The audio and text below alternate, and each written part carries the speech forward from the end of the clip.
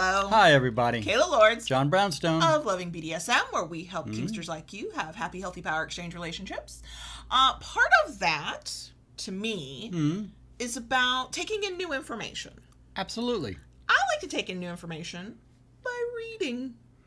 Imagine that. I know. I also like to write. I also like to talk. Words are my thing, if you hadn't noticed. No one would have ever guessed. I know. It's a surprise for everybody. So we are hosting what we call Kinky Book Club. Because we are readers. We enjoy reading. We do. We like to learn new things. And we like to be entertained. Yeah. Right. So this is our second month of Kinky Book Club, and we're alternating every month between a fiction and a nonfiction book. Last month in January was a nonfiction book. Correct. Tongue-Tied by Stella Harris. Link to that video up, down, and all around. This month, we read fiction. Yes. And we read a book called Push the Button by Feminista Jones. We read the most recent edition.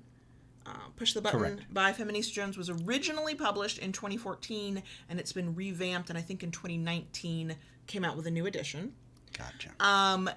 In fact, I really appreciated this as a blogger myself. It was originally a series of blog posts on Feminista Jones' website. Yes. That then got compiled into a book, originally published in 2014. Now there's a newer edition in 2019. And you know that if you read the foreword of the book. So the way we're going to do this, because this is supposed to be a book discussion for Kinky Book Club, is we're going to do the first part of it spoiler free. So if you have not read it yet, this is more like a review to talk about what happened in the book, but we won't spoil anything. We both this month finished the book. You finished before I did. I finished way before you did. I know you were in it. I dove into that book and just, had at it.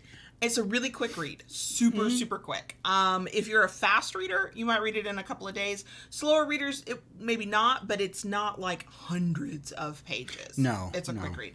So the premise of Push the Button is the story of David and Nicole, a 30-something black DS couple who they're professionals, they're living their life. They have what, from my perspective, felt like a fairly high protocol power exchange. Yes. I'm reading it going, no, I wouldn't want that. Thank you. That sounds mean. I don't want to do that. Oh, come on. But they're living their DS life, and the relationship is progressing as things do. An old dominant / boyfriend. It's weird when somebody is someone's dominant to then use a term like boyfriend or girlfriend. Former partner, Marcus, kind of shows back up in the picture. Yes. There was the relationship between Nicole and Marcus did not end well. No. We will get into that in the spoiler section. Did not end well at all. Marcus shows up at a BDSM club. Correct. That David and Nicole go to. And there's animosity. Clear animosity. It ain't good. And then you see them again at Christmas dinner? Yes. Was it with David's mom? So you get a little bit of backstory on David's mom. She's kind of like a tough, sort of not smiling very much, had a hard life kind of woman. No nonsense kind of person. Yeah, doesn't have time for whatever your nonsense might be. Right. And they show up for Christmas dinner, and she's laughing and smiling, and she's acting like she likes Nicole. And you get this whole thread of backstory about how she does not like Nicole. She does not approve of power exchange, blah, blah, blah. And next thing you know, she's all happy and smiling. And you're like, oh, what's going on with David's mom? And why does this matter? And then you find out her new boyfriend, the first man she's been with in many years, is Marcus's dad. And now the three of them are at Christmas dinner together. And there's animosity. It's not good. And a major blow up happens. Major drama. And that's when the actual, drama, what's going to happen with this DS relationship really kicks in. So they go through, spoiler-free, struggles because of this animosity, because David and Marcus fight, and there's a very bad outcome. And next thing you know, you flash forward, and things are not the way they should be. And the whole question of this story is, can this power exchange survive this stuff going on? tangentially related to power exchange the whole way through because Marcus is a former dominant of Nicole. Right. And it's about, can the power exchange survive? But part of it is, can the relationship survive? Yeah. And it was interesting. I thoroughly enjoyed the book. Now, before we get into OMG, let's talk about this ending because there was stuff that happened. Yeah. Let's talk about how we feel about the book in general. What were your thoughts? Okay, I enjoyed the book. Getting into it right away, from the very beginning, I enjoyed the characters. They felt very real to me. Very real to me. I really enjoyed the character, which for me is something that's important when I read a book. I like to be able to identify with the characters, you know, and enjoy them for as people, almost. I want them to feel like real people. I don't care if the situation is fantastical. Please let the characters like have a spirit to them that I like. Having come into the lifestyle, having high protocol as being what I was initially introduced to, seeing that as part of the premise of the book, I enjoyed that. Okay? I was like, oh yeah. You're like, yeah, I want to be strict like David. Oh, right? Wait, who am I in a relationship with? Yeah. Okay, I have to live vicariously through a book character. So I thought that was very good. I enjoyed that. It was well done. The characters as people, as kinksters in a power exchange, were fleshed out. Yeah. I have critiques of the book, but of the characters themselves, no. I really enjoyed them. I liked the way the drama played into the story. And, you know, you have to have some kind of conflict in a relationship to build a story. It was a little bit of a surprise. I did not expect what happened. And I had thoughts. I had serious thoughts about that. So, you know, that played fairly well, I thought. Which was another thing which, you know, kind of kept me, you know, ooh, what's going to happen? What's going to happen? It definitely had that, okay, I got to find out what's happening next here, So, you know, that kind of kept me going through the book. It was enjoyable. And, you know, there were also some spectrums of going the other way of what a unhealthy the DS relationship is like. The one thing that is not truly a spoiler is the relationship that Nicole had with Marcus was full of red flags and clearly abusive. Yeah. And what ended it was an egregious act of abuse that like really bothered me. I don't know if trigger warnings are needed for that when you're reading the book, because it's not a common form of abuse, but there is definitely, my perception was he had decided, well, as the Dom, I can do what I want. Right. And because my belief in power exchange is what I want is what everybody ought to want in this relationship. If I want it, even if you, Nicole, the submissive, are saying, no, I don't want this, it doesn't matter because it's what I want. And that was how he seemed to embody his idea of what it meant. I'm going to put air quotes here, a dominant, because he, on a lot of levels, did not care at all what she wanted. No, there was total, up until the very end. Total disregard for what she wanted. You know, it was like, I am the Dom, and I'm going to do what I damn well please, pretty much. And what ended their relationship, what my impression of it was, that's what made her finally walk away. Yes, was a traumatic event that still messed with her into her relationship with David. Like, she didn't tell David for a long time. She told him that there had been Marcus, but she didn't tell him the extent of it. And that actually caused a bit of an argument between them. Yeah. Because he's like, how could you not tell me? And part of me is like, well, I get it. That would take a massive amount of trust to go, let me tell you about this mental, emotional, and also physical wound I suffered with this person who claimed to care for me and you know, I was theirs. But I also saw David's perspective of how the hell can I be your all-encompassing dominant and not know these major things about you. So, you know, all that said, I did enjoy the book on kind of the downside of it, knowing that it came from original series of blog posts kind of helped me lessen it a little bit. But in certain points of the book, I felt that there were unnecessary jumps. It was between, you're reading, you get to the end of the chapter, and then all of a sudden, boom, you're in a whole other place, and you're like, how did we get here? Right. But knowing these were originally blog posts, I've written blog post serial stories back in the day, and that is exactly how you do it. You're like, here's a moment in time. Okay, I'm coming back to it. Here's a new moment of time. We've jumped forward. Knowing the fact that the book had been revised in 2019, I think it would have been nice if one of those was just kind of like a little better transition at certain points. Yeah, it was a little choppy. Yeah. But other than that, I liked it.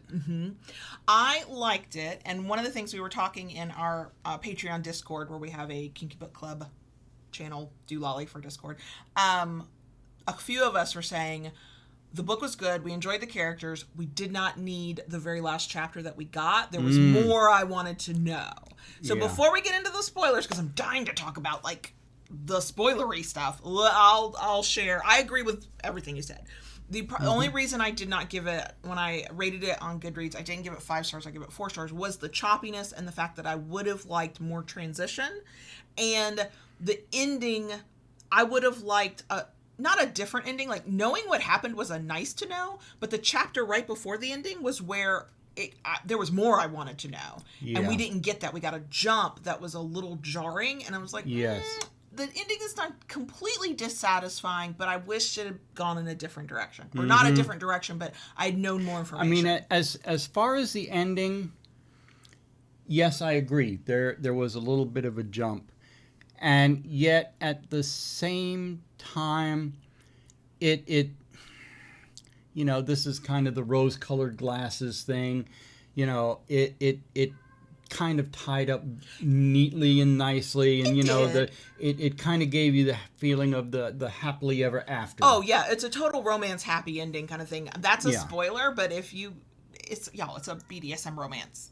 Happy endings are a part of it. So the only thing I will add that I really wanted to make sure we talked about in this is because the very first thing I saw and noticed said was, whoa, this is a stricter protocol than and that's a very subjective term. Right. What is strict to me might not be strict to you, okay? But this dynamic is a stricter protocol and a stricter way of being than I would ever want. And I worried at first, I was like, am I going to get into the headspace of this story? Because because of how I want my power exchange to go, there are things that are happening and I'm actively cringing. I'm like, but wait, she had a hard day. Why does she have to follow that super strict rule right now? My baby girl side went, but no, it's a hard day. She should be your baby forgiven. Girl side. Your baby girl side whined. Yeah, she shouldn't be, in trouble because she didn't follow a very specific set of rules and tasks that they had agreed upon. I also have noticed within my own kink self that the kind of language of "you're mine," if you say "you're mine," that's sexy to me. But when it also comes on the heels of enforcing what I would consider a strict rule, I'm like, but I don't feel like it. What I need is a hug, and what you're telling me to do is strip and kneel and take my punishment like a good girl. Like, my baby girl self was like, ah! And I worried. I was like, am I not going to get into this? And then this is what I really liked about this book. These people were real to me. And what Feminista Jones as an author did was she, for me, showed, I don't know if she even meant to, the universality of what it means to be a submissive, because while the trappings of the power exchange were the polar opposite of what I want, she let us see inside Nicole's head at a couple of points, and I highlighted stuff. I never highlight stuff. Okay, so I highlighted a few things that made me go, yes. So one of the things, this is page 17 of the ebook. Your results may vary on where it is located. She said one of the things she'd become better at during the time she'd been involved with David was embracing her femininity, her sensuality. And they were doing, in my mind's eye, what I don't want to call it hardcore. That makes it sound like, but rougher stuff than I would do. Like, there were a lot of blowjobs. And let's be clear, there was definitely sex. There was definitely hot, graphic sex. I actually paid less attention to that than I paid to the rest of the story. It was there. Like the expectation of you will, wake me up with a blowjob kind of thing, or get on your knees and open your mouth. I kind of like that, yeah. Shocking. I am shocked. But it was these little moments of where she was thinking about what it meant to her to be in this relationship, to be a submissive, to be David submissive. I was like, oh, you're killing me. Here was another one. Page 19. David began walking, heading towards the parking lot, leaving his suitcase where it stood. Nicole knew he meant for her to bring it and follow him, and so it begins, she thought to herself. This was her penance for being late and taking an agitated tone with him. She grabbed his suitcase and followed behind him, head down. It was an embarrassment for her to carry his bag. He would never have let his woman, whom he cherished, carry his bags. My baby girl self wanted to cry. I was like, why is he being so mean to her? Because you get the backstory of what happened for why she was late to the airport. And I'm going, you're a busy career woman. Hell yeah, that would happen. Why are you being punished for it? And that's when I knew this was not my dynamic. Yeah. But also, I got it. Like, that's her dynamic. Had to press the point that she wasn't where she was supposed to be. I liked David as a character. I'm so glad you're not like David. Now, we did get into his head that I highlighted a point. This is on page 21. He'd been unsure of himself, at least in terms of how to display his dominance with her. This was somewhat new to him. He asked her to help him learn, to guide him so that he would grow to be what she needed in a dom. She brought him in. This really task-oriented, routine-oriented, rule-oriented power exchange where she gives of herself, and she is a strong, powerful woman in her own right, and yet with him, she is, I don't want to say she is less than, because that's not how we see power exchange, but he is the head of everything, and she allows it, and then you find out, but wait, she taught him. Right. She brought him in. And I'm glad you brought that up, because that kind of struck me when I was reading the book. Because in real life, a lot of people struggle with that. Okay? You will find submissives have more experience in the lifestyle, and they meet someone who does not have that experience, and it creates a power imbalance. And well, how does the sub teach dom? Is it even possible? Is that should that be a thing? Could that? And yes, it's a fiction, but it's there. It's the reality of. This is the kind of BDSM fiction I'm here to read, because for me, it's grounded in reality. Yes. These are things that can and do happen. And look, yes, it's fictionalized and it's, a fantasy of sorts, but I can relate to it, because even if that's not my experience, I know it's an experience. Right. And so, oh my gosh, I just loved it even more. Okay, so this one, I related to, is towards the end of the book. It's not a spoiler. Okay. It says, one of the things they enjoyed most about each other was that they had perfected the ability to sustain companionable silence. They never felt the need to force conversation or fill the space between them. It was not an empty space. It was a space where that which existed beyond love flowed between them. And that's when I went, I love these people, and also I can see myself. We could relate to that, because that's us. us. The dynamic is nothing like what I want. The way Nicole thinks about herself as a submissive is slightly different than the way I think of myself, and yet it's that point of connection, and that comes at a point where things have gotten wonky or are about to. And there's that stillness, that rightness of who they are together. And I was like, oh, yes. So that is as spoiler-free as we can make this part of the discussion. If you have not read the book and you've listened up to this point and you have thoughts or are now interested in reading the book, feel free to comment below. Now, we're going to have a break of a timestamp. I don't know what the timestamp is yet. I got to edit the video. Now, if you have not read the book and you do not want spoilers, skip to the outro part at the end, or just be done. Come back later. If you have read the book and or don't care about spoilers, we gotta talk about this. Okay, I've given everybody a chance to duck out who wants to duck out. So, it starts, to me, where the spoilers start is when Marcus and David fight at that Christmas dinner. Yeah. And they start swinging at one another. And Marcus was an ass. Marcus was a total fucking ass. I was waiting the whole time for him to get his ass kicked. I did not like him from the moment we encountered him. No. But no. And that goes back to the club. Yes. Yeah. We meet him in the club and I'm like, no, I don't like this person. But when it's Nicole that gets hurt in that fight. Yeah. And she falls off the porch. She bangs her head. Mm-hmm. David's freaking out, rightly so. Yeah. I think Marcus was freaking out. I always got the impression, for all that I did not like Marcus, I think he genuinely cared about Nicole, and in a warped, twisted way, in a way that was super toxic, should never, this is not healthy. No, these are not the relationships you want. He genuinely, I think, thought that he was showing that he cared for her. He was not. He was an ass. He was awful. But that was also a little bit heartbreaking, too, because once everybody realized that Nicole was hurt, everybody's freaking out. Right. So then we skip. Again, you have all these choppy cuts. She's got amnesia, right?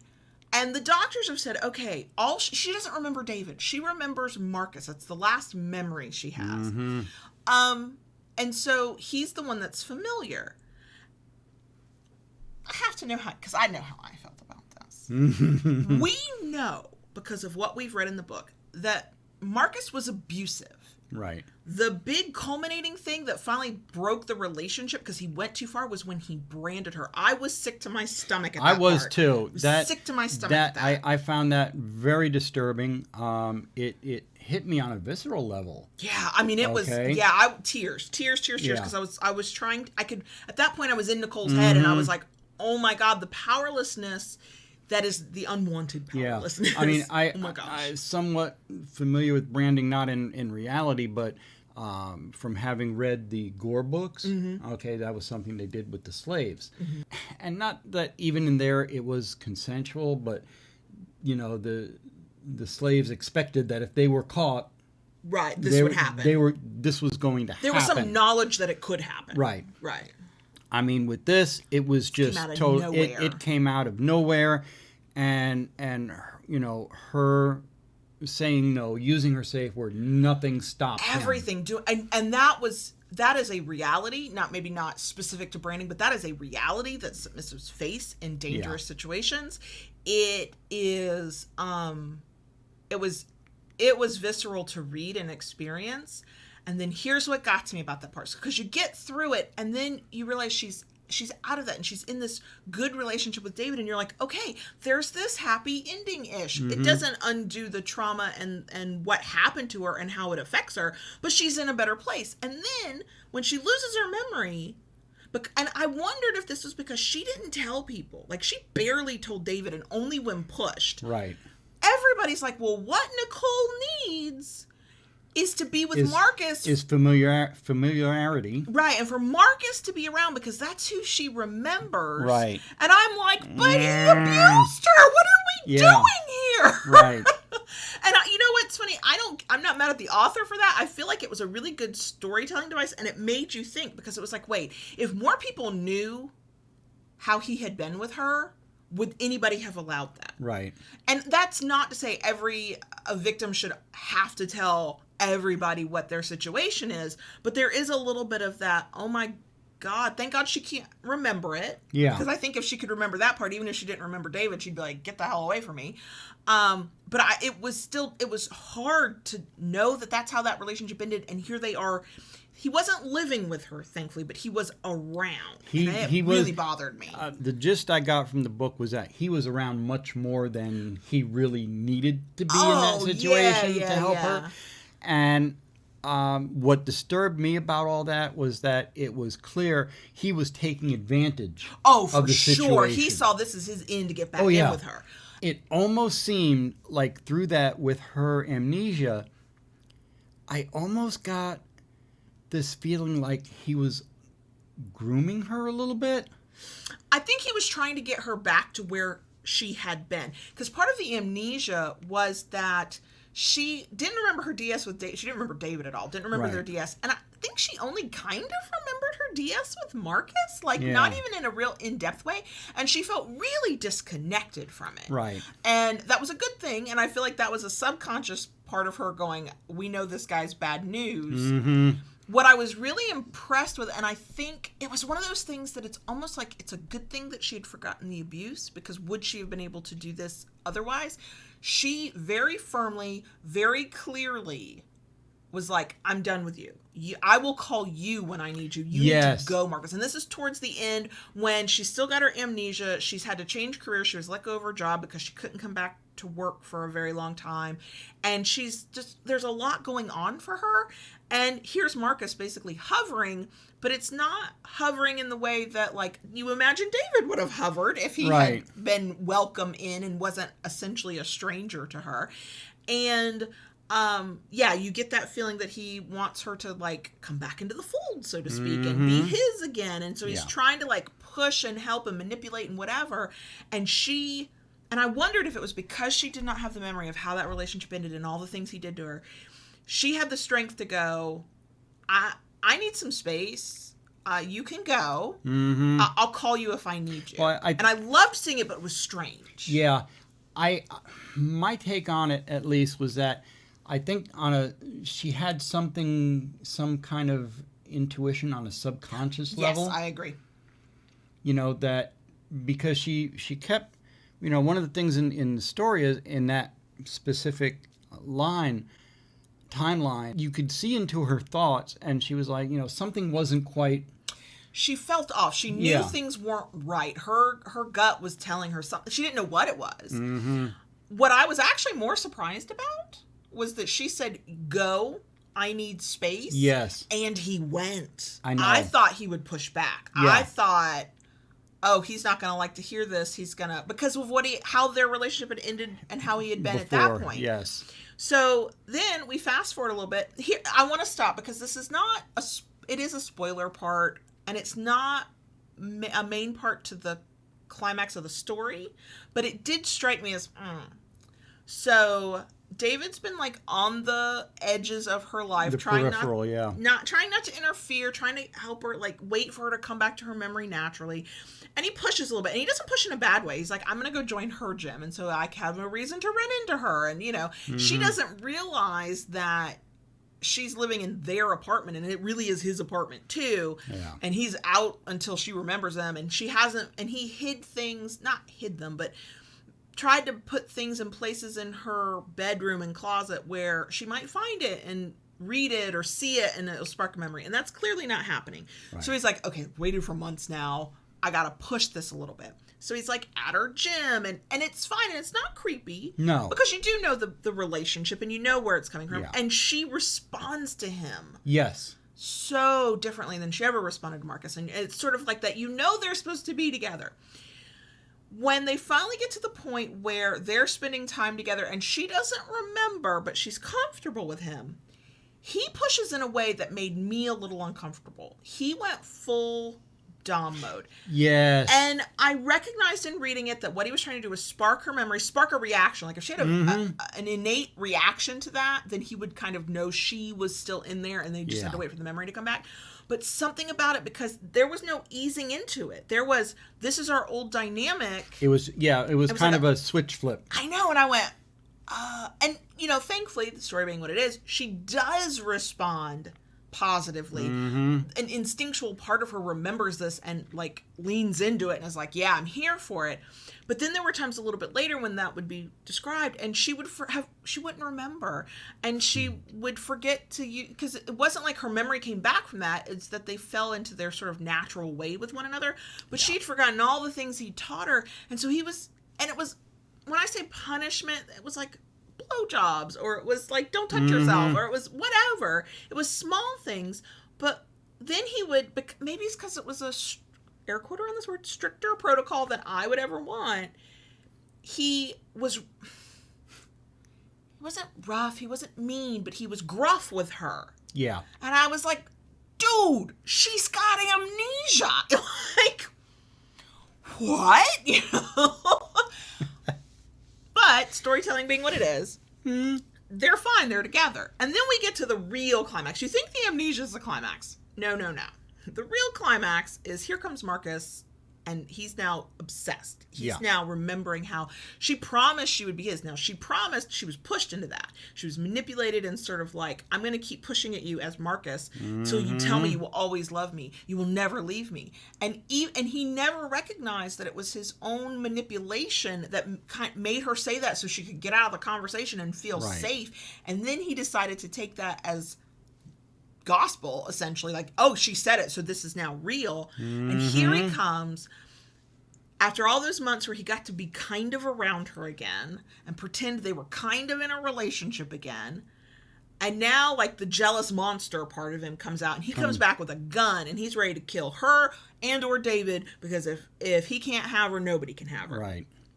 And that actually felt more realistic to his character in my mind than him leaving when she asked him to leave. When she asked him, yeah, and that did seem more real for his character. It did, and I kind of wonder if it had to be a story device of it lulled us all into a false sense of complacency. Like we're all like, oh, okay, he's out of the picture now, and we had to have that in order for this to feel shocking. It was shocking because I'm the type of person that anytime a character or a real live human shows up with a gun to go, you're mine and nobody else can have you, that is shocking to me. Yes. But it also wasn't, because he was also the guy that decided that he wanted her to wear his mark forever and so branded her without her consent. So, like, on another level, it's not that shocking. It is, but it isn't, yeah. Right. Now, I have to ask, so in that chapter, there's a lot of stuff. There's a lot of emotional stuff. There's a lot of don't do this. Then there's the scuffle. Then the gun goes off. Right. What did you get? I mean, it's a happy ending now. Was that like you were like, okay, that's what's gonna happen, or did you have that moment of what the fuck happened? Did Nicole get shot? Like after Nicole got hurt and got amnesia, I'm like, oh my god, Nicole's shot now. The way things were playing out, I knew something was going to happen to somebody, regardless, one way or the other. Yeah. There was a gun in the picture. Somebody was there was a gun in the picture, a very irrational person, and something one way or another was going to happen. Right. So yeah, I knew something, but I didn't know what. Yeah. And what kills me is then what we get after that. The gun goes off and basically fade to black, right? Yeah. What we get in the final chapter was, for me, a nice to know. It was the happy ending. It was a great epilogue. Mm-hmm. It was not satisfying, because what happened when gun goes off, fade to black, and then that chapter tying up all the loose ends. I want to know what happened. I have questions. And yet, on one hand, I mean, we do know what happened. As much as I did not like that jump, I thought it was okay. She's the author is playing for